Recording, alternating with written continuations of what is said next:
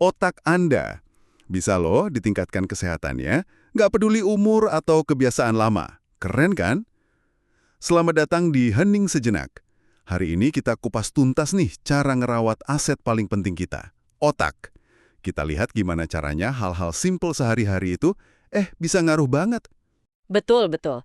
Otak kita itu plastis ya istilahnya, neuroplastisitas. Jadi dia bisa adaptasi, bisa pulih.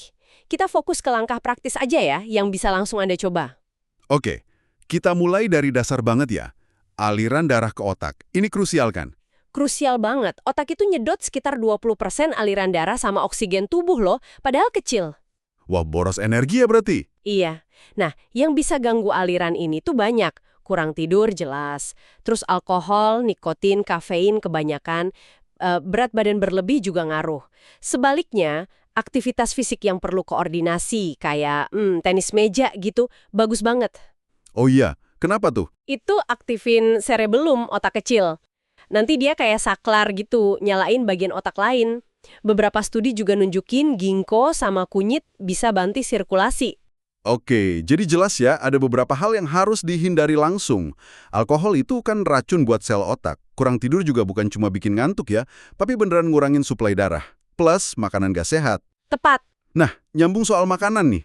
Bahan bakar super buat otak, apa aja sih yang terbukti bagus? Fokusnya ke makanan utuh ya, yang padat nutrisi. Makanan berwarna pekat, kayak buah beri, sayuran hijau tua gitu. Buah-buahan juga penting, misalnya melon tuh banyak airnya, bagus buat hidrasi. Dehidrasi dikit aja udah ganggu fungsi kognitif loh. Oh gitu ya? Iya, terus jangan lupa lemak sehat, ikan salmon, sarden, alpukat, kacang-kacangan, itu buat bangun sel otak.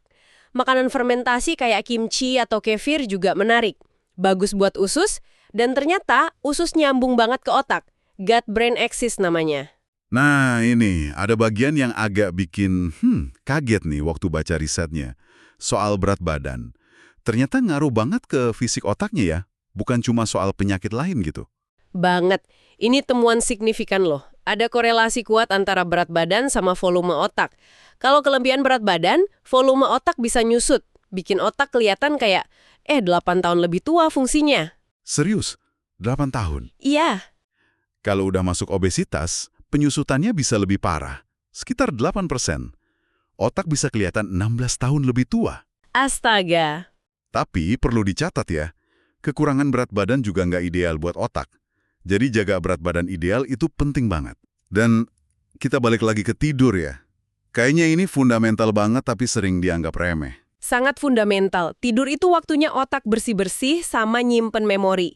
Kurang tidur kronis, yaitu tadi hambat aliran darah, hambat proses buang racun otak, kayak protein beta amiloid yang ada di Alzheimer. Jadi bukan cuma capek biasa ya? Bukan. Ada proses fisiologis penting yang keganggu. Oke. Selain itu ada faktor lain juga, peradangan kronis. Ini sering disebut-sebut ya. Hubungannya sama otak gimana? Peradangan kronis nih kayak api kecil tapi nyala terus di badan. Nah, di otak ini bisa ngerusak sel saraf, ganggu komunikasi antar neuron. Sumbernya bisa dari mana aja, misalnya kadar omega 3 rendah itu sering dikaitin sama peradangan tinggi.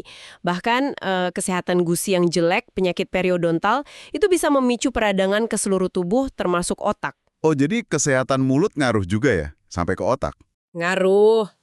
Makanya rajin flossing, jaga kebersihan mulut, itu pentingnya bukan cuma buat gigi aja. Terus kalau racun dari lingkungan sehari-hari, kayak dari sabun, pembersih rumah tangga, seberapa ngaruh sih? Ini juga perlu diwaspadai. Kadang kita nggak sadar kan terpapar bahan kimia macam-macam. Beberapa zat itu dicurigai bisa ganggu hormon atau bahkan neurotoksik jangka panjang. Bijaknya sih mulai lebih perhatiin label produk. Mungkin bisa pakai bantuan aplikasi buat cek bahannya aman atau enggak.